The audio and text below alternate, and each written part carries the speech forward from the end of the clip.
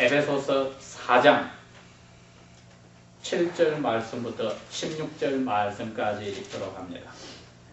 에베소서 4장 7절에서 16절 말씀입니다. 우리 각 사람에게 그리스도의 선물의 분량대로 은혜를 주셨나니 그러므로 이르기를 그리스도가 위로 올라가실 때 사로잡힌 자를 사로잡고 사람들에게 선물을 주셨다 하셨도다.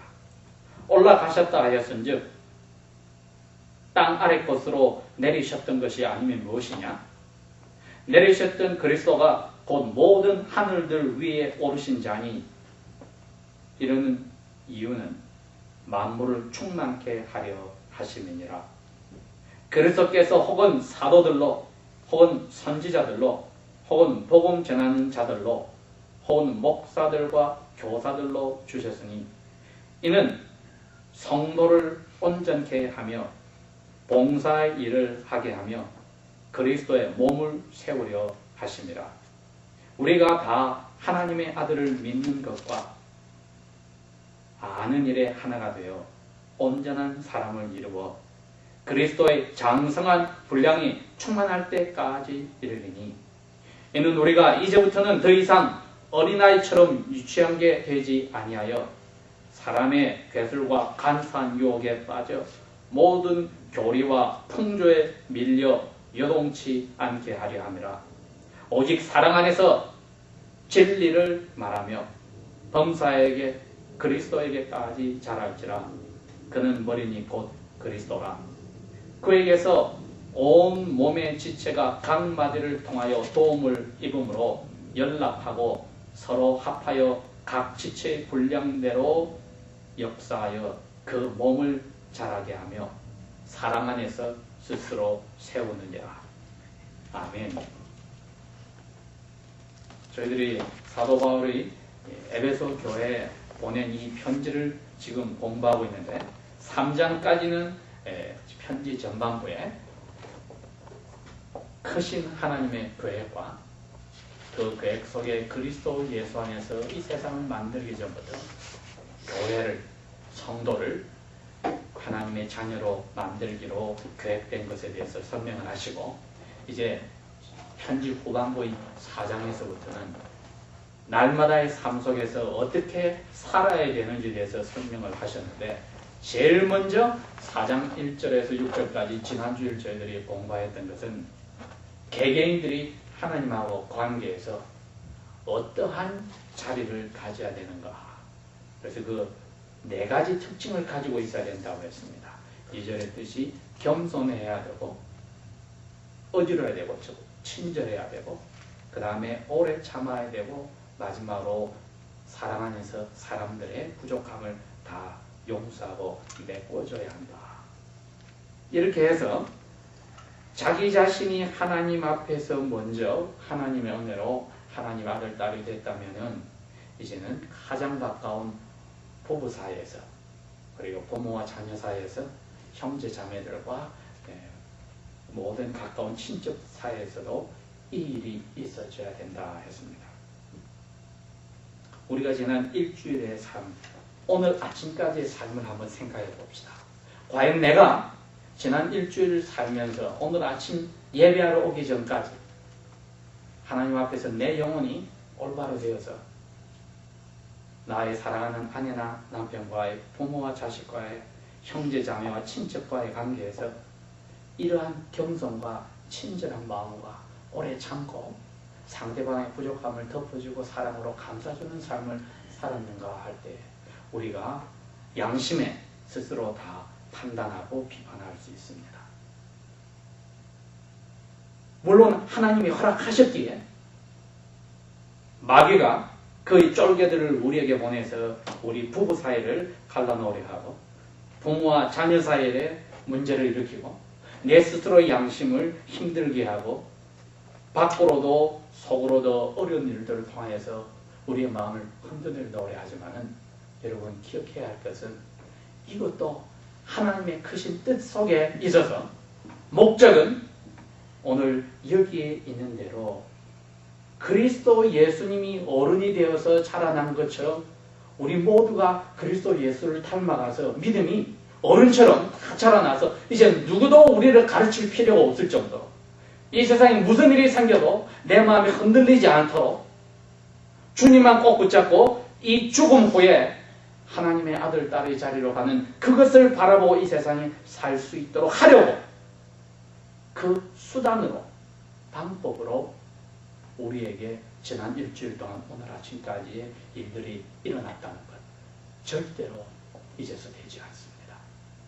하나님께서 이 세상을 돌아다니다가 찾아온 사단에게 욥에게 마음대로 해야 된다, 죽이지만 마음대로 하라고 한 이유는 그 일을 통해서 나중에 보니까 욥이 하나님 앞에 사탄을 통하여 몸도 망가지고 이혼당하고 가족도 다 신랑 삼녀가 죽어버리고 재산도 다 없어지고 친구도 돌아서고 하였지만은 그것이 나중에 하나님의 손에서 온 줄 알고 하나님 앞에 설교를 듣고 깨달았을 때에 욥이 새로운 사람으로 바뀌었습니다. 그 어려운 일들을 통하여 진심으로 하나님을 사랑하는 사람으로, 겸손한 사람으로, 이제는 남을 도와주더라도 그것을 도와줬다고 생색도 내지 않고 기억 속에서 이루어져 버릴 수 있는 그런 새로운 하나님의 자녀로 바뀐 것을 저희들이 보았습니다. 마찬가지로 하나님께서 오늘 사도 바울을 통하여서 에베소 교인들이나 우리에게도 똑같이 이야기합니다. 너희들이 이제는 교회의 이 멤버들이 되어서 한 지역의 교회를 이루는데 하나님의 눈에는 그 지역 교회마다 조그만 예수님의 몸이라는 겁니다. 그리고 그 몸들을 다 모아서 전 세계적으로 이미 죽은 성도들과 아담부터 하와부터 시작해서 이 세상 마지막에 태어나서 하나님을 만나게 되는 모든 꼬마들까지 다 합해서 또 하나의 큰 예수님의 몸을 만들어 가는데 에베소 동네에 있는 그 교회나 오늘 트윈실에 있는 우리 교회나 하나님이 너희는 여기서 예수님의 몸통으로서 어떠한 역할을 해야 할까 하고 사도 바울을 통해서 가르치시는 겁니다. 사도 바울이 성령님의 감화로 이 말씀을 하나님의 마음으로 전해주는데 무엇보다도 이제는 예수님이 어른이 되어서 자랐듯이 예수님을 아는 지식에도 자라나고 그 다음에는 예수님과 같은 믿음으로 성도들이 서로가 물고 뜯고 헐뜯지 않고 하나 되도록 해야 한다. 지식도 하나가 되고 즉 모든 사람들이 예수님을 아는 지식이 나중에 다 똑같아지고 예수님을 가진 믿음 그 믿음이 모든 사람이 그 자리에 똑같이 가서 하나가 돼서 그 성도들 사이는 사랑 외에는 남지 않게 되어야 된다고 이야기를 합니다. 그래서 제일 먼저 명령한 것은 너희들이 하늘로 간 예수님에게서 선물을 받은 것을 알아야 합니다. 선물을 받았다 너희들은 7절과 8절에 분명히 이야기합니다. 너희들은 예수님에게서 선물을 받았다. 어떻게 예수님이 선물을 주셨냐면 성령님이 오셔서 여러분에게 선물을 주셨습니다. 그래서 여러분이 받은 은혜가 정도가 다 틀립니다. 선물이 다 내용이 틀리듯이 그 선물을 여러분들이 깨닫고 하나님 앞에 감사하고 자기를 위해서 쓰지 않고 자기가 속해 있는 그 지역 교회 성도들을 위해서 써먹으라고 주신 선물인 것을 깨닫는 사람은 그 선물을 받은 만큼 은혜도 받았습니다. 예수님이 여러분이 진정 거듭난 하나님의 자녀들이라면 이 선물을 다 주셨습니다. 과연 나는 교회에서 팔의 역할을 하기로 선물을 받았는가? 눈의 역할을 하기로 선물을 받았는가? 입의 역할을 하기로 선물을 받았는가? 발의 역할이냐? 아니면 손가락이냐? 아니면 귀냐? 아니면 머리카락이냐? 아니면 등뼈냐? 무슨 역할을 하도록 선물을 받았는지 간절히 기도해 보아야 합니다. 그래야 다른 사람들이 교회에서 하는 선물을 가지고 다른 사람 위해 봉사하고 써먹는데 질투와 시기가 없습니다. 왜? 자기는 그 선물을 안 받았으면 다른 선물을 받은 것을 하나님 앞에 교회를 위해서 써야 됐기 때문에 똑같은 선물을 하나님 주시지 않습니다. 각자가 다 필요하게 주시니 우리가 겸손히 하나님 앞에 물어봐야 합니다. 하나님, 내가 예수를 만나서 무슨 선물을 성령께서 주셨습니까? 이게 성령의 은사란 말을 씁니다. 영적 선물이다. Spiritual gift다. 여러분, 우리가 무슨 선물을 받았는지 한번 생각 안 해봤습니까? 오늘 이제는 그 선물이 무엇인지를 깨달을 때까지 나는 결단코 기도하는 것을 쉬지 않겠다고 결심하고 하나님 앞에 물어봐야 합니다. 하나님, 나에게 무슨 성령의 선물을 주셨습니까? 그렇게 해서 그걸 제가 알고 교회를 위해서 쓰라고 주셨다면 어떻게 써야 되는지 지혜를 주십시오 하고 이 두 가지를 물어봐야 합니다. 두 번째는 이제 그 선물을 받은 사람이 목적은 다 하나입니다. 12절에 그렇게 되어 있어요. 다 성도들의 만들어진 교회를 이렇게 나가는 겁니다. 자라나게 하는데 완전하게 자라나게 하기 위해서 선물들을 받았다. 그런데 일반 성도들에게 개개인에게 선물도 주지만은 교회 전체를 위해서 선물을 주신 게 있는데 여기에 나오는 사도들이었습니다. 예수님의 12 사도들과 사도 바울이었고 마태였고, 그 다음에는 그 당시에 예언하였던 선지자들이었고, 그 다음에는 전 세계를 돌아다니면서 전도하는 전도인들이었고, 그 다음에는 그분들이 다 돌아가시고 나서 교회에 유지되는 목사님들과 가르치는 장로님들이었다. 이분들이 교회를 위해서 하나님이 대표로 주신 선물이었습니다. 그럼 이분들은 성도들에게 제가 오늘 하듯이 자기가 받은 선물이 뭔지를 깨닫게 하고 그것을 기도해서 찾아서 그 선물을 하나님의 일을 위해서 제일 먼저 교회 안에서부터 성도들을 위해서 쓰도록 장려하고 권면하고 홍기하는 일을 이 목사와 가르치는 장로들이 하게 됩니다. 여러분들이 오늘 이 말씀을 받았습니다. 그래서 내가 하나님 앞에 예수 믿게 되었을 때 무슨 선물을 받았는지 알아서 이제는 교회가 차려나가는데 내가 이 선물을 쓸 것이라 하나님께 기도하고 찾아서 그것을 써야 하도록 결심해야 합니다. 그러면 어디까지 자라느냐 이 교회가? 13절에 그리스도의 장성한 분량까지 자란다. 즉 예수님이 어린애로 태어나서 33살 반이 되어서 돌아가셔서 완전한 성인이 되었죠. 그 예수님의 모습을 보면서 우리가 예수님의 몸통이라면 우리도 그렇게 자라나야 되겠다. 그런데 여러분, 몸통은 어른인데 손가락은 애기라고 합시다. 몸통은 어른인데 귀는 발은 애기라고 합시다. 이게 얼마나 기형적인 문제가 되겠어요. 그렇죠? 그러니 모든 성도들이 자기가 다 어른이 되기 위해서 손가락은 손가락대로 자라나야 돼요. 발가락은 발가락대로 자라나야 하는 겁니다. 그러면 핏줄이 되는 사람은 피를 공급해줘야 하고, 입이 된 사람은 편식하지 않고 먹지 않고 무엇이든지 먹어야 합니다. 이처럼 자기가 무슨 선물을 받아서 교회에서 어떤 역할을 맡았는지를 알면 그것을 100% 써먹으면 몸 전체를 어른으로 자라기 시작합니다. 우리 교회가 하나님 앞에서 그 명령을 오늘 받았습니다. 자라기 위해서 깨닫고 무엇을 주셨는지 기도하고 그것을 받아서는 이렇게 쓰기 시작하면은 우리는 하나님이 여러분에게 주신 선물 제가 있죠. 목사와 가르친 장로로 제가 있죠. 그 다음에 여러분은 여러분 스스로가 가진 하나님의 선물을 가지고 주신 은혜대로 열심히 성도를 위해서 사용하게 되면 이제는 방법은 하나였다고 했습니다. 15절에 그랬습니다. 사랑이 밑바탕으로 이야기가 나오고 행동이 나와야 합니다.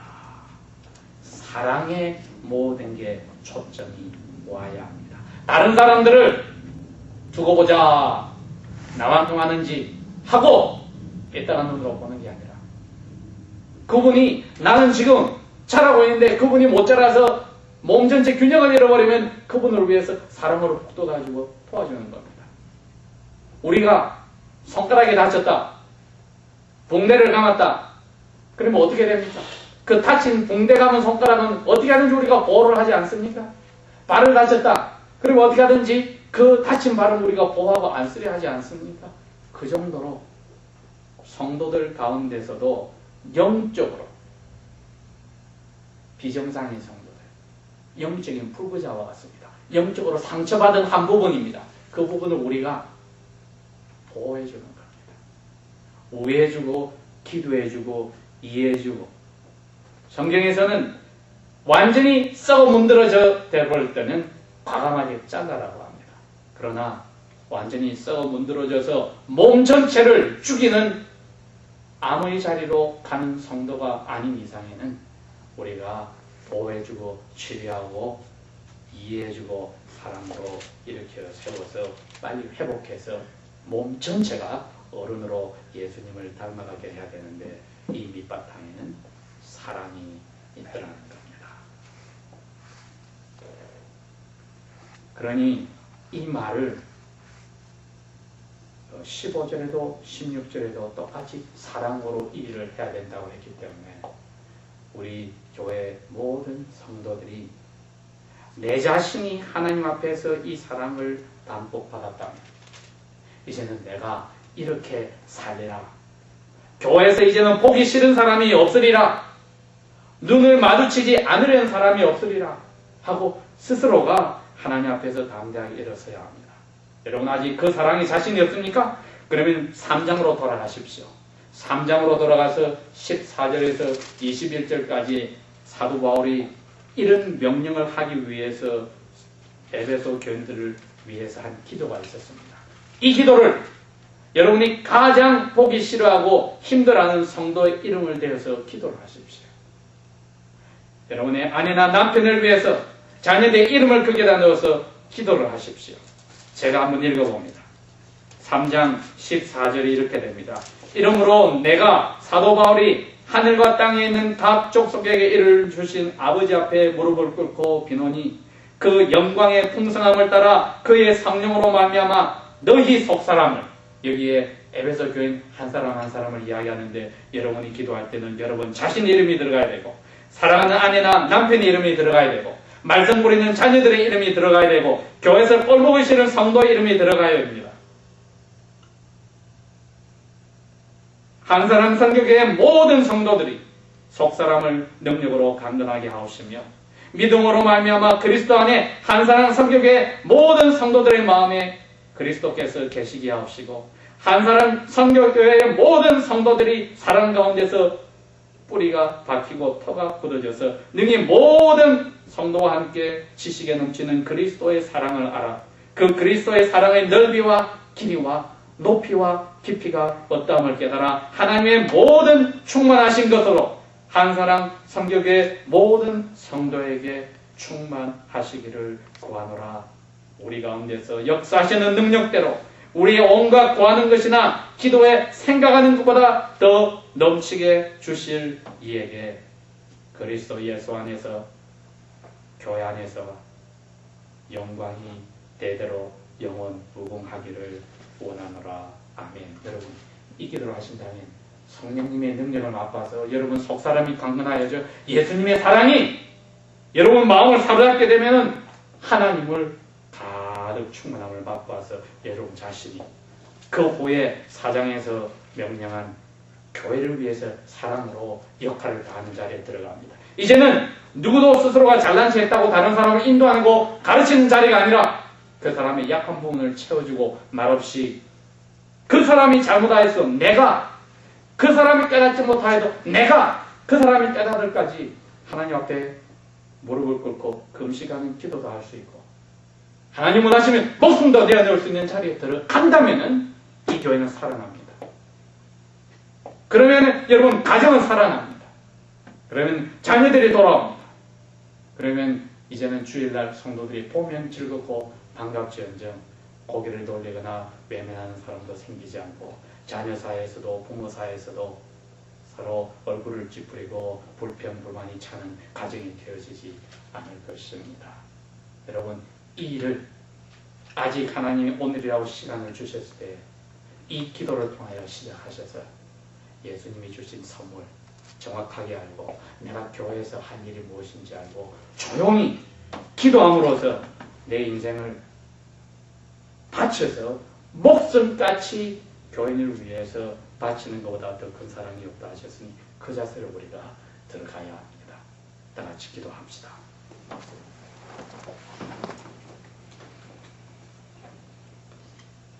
아버지 하나님, 당신의 말씀을 전하는 가운데 저희들이 에베소서 3장 14절에서 21절에 있는 기도를 다시 아버지 앞에 올렸습니다. 우리 개개인의 마음속에 성령님의 힘이 오셔서 영혼이 강하여 성령님이 주신 그 믿음으로 예수님을 붙잡아 예수님의 사랑의 깊이와 길이와 넓이와 높이를 맛봄으로 예수님처럼 자라나게 하여 주시고 교회에서 나의 할 일을 목숨을 바치며 금식하면서까지 나를 오해하고 나를 미워하고 나를 싫어하는 성도들을 위해서도 죽을 준비를 할 수 있는 그 눈물을 흘릴 수 있고 애통해하고 동정하고 이해하고 사랑을 주려 하는 자리로 저희들이 다 나가기를 영적으로 불구가 된 시험에 든 성도들, 교만한 성도들에게도 저희들이 어려운 자리를, 어려운 상처를 보호하듯이 사랑으로 기도할 수 있도록 우리의 심령을 열어주시고 넓혀주셔서 아버지의 크신 충만에 다 들어가기를 원하며 사랑으로 우리가 예수 안에서 자라기를 원합니다. 우리 지금까지 실패하였던 모든 죄를 용서하여 주십시오. 예수님의 이름으로 감사 기도합니다. 아멘.